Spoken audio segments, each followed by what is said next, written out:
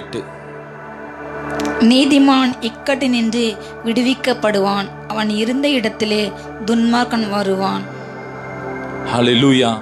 கர்த்தர் இந்த நாள்ல உங்களை பார்த்து சொல்றார், நீதிமான் இக்கட்டிலிருந்து விடுவிக்கப்படுவான். நீங்க சொல்லுங்க, நான் இக்கட்டிலிருந்து விடுவிக்கப்படுவேன். வாய் திறந்து சொல்லுங்க, நான் இக்கட்டிலிருந்து விடுவிக்கப்படுவேன். ஏன்னா நான் நீதிமான். சொல்லுங்க, தைரியமா சொல்லுங்க, நான் நீதிமான். அவருடைய ரத்தத்தினாலே நமக்கு ஒரு தைரியத்தை தேவன் கொடுத்திருக்கிறார். அவருடைய ரத்தத்தினாலே அவர் எப்படி மாற்றி இருக்காருன்னா, நம்மளை அவர் நீதிமானாக மாற்றி இருக்கிறார். நம்முடைய சுய கிரியையினால், ஏதோ நாம் செய்த கிரியையினால் நாம் நீதிமானாக்கப்படவில்லை.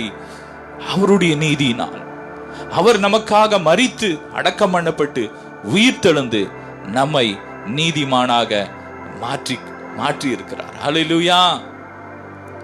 நீதி உண்டாக இருதயத்திலே விசுவாசிக்கப்படும், ரட்சிப்புண்டாக வாயினால் அறிக்கை பண்ணப்படும்.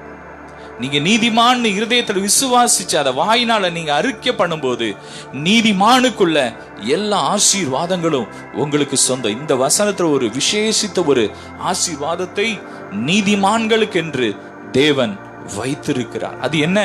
நீதிமான் இக்கட்டிலிருந்து விடுவிக்கப்படுவான். எப்படிப்பட்ட இக்கட்டு வந்தாலும் சரி, ஒருவேளை வியாதியா இருக்கலாம், தரித்திரத்துல இருக்கலாம், கடன் பிரச்சனை என்று ஒரு இக்கட்டு உங்க வாழ்க்கையில இருக்கலாம், பொல்லாத மனிதர்களால் வரும் இக்கட்டு உங்கள் வாழ்க்கையில் இருக்கலாம். ஆனால் வேதம் சொல்லுகிறது, நீதிமான் இக்கட்டிலிருந்து விடுவிக்கப்படுவான். எந்த இக்கட்டு வந்தாலும் சரி, எந்த பிரச்சனைகள் வந்தாலும் சரி, எப்படிப்பட்ட போராட்டங்கள் வந்தாலும் சரி, நீதிமான் விடுவிக்கப்படுவான். சொல்லுங்க, நீதிமான் விடுவிக்கப்படுவான். இன்னொரு வசனம் சொல்லுது, நீதிமான் கைவிடப்படுவதில்லை.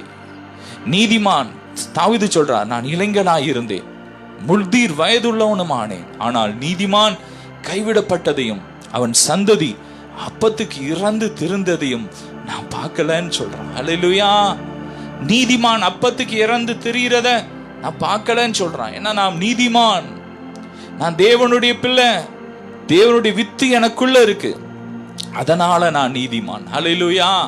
கிறிஸ்துவின் வித்து எனக்குள்ள இருக்குது, எனவே நான் நீதிமானாக்கப்பட்டிருக்கிறேன். அவருடைய ரத்தத்தால நான் நீதிமானாக்கப்பட்டிருக்கேன். சொல்லுங்க, நான் இயேசுவின் ரத்தத்தால் நீதிமானாக்கப்பட்டிருக்கேன். நம்ம அவருடைய மாம்சத்தை புசித்து அவருடைய ரத்தத்தை குடிக்கும் போதே நாம் நீதிமானாக்கப்படுகிறோம். ஹல்லேலூயா.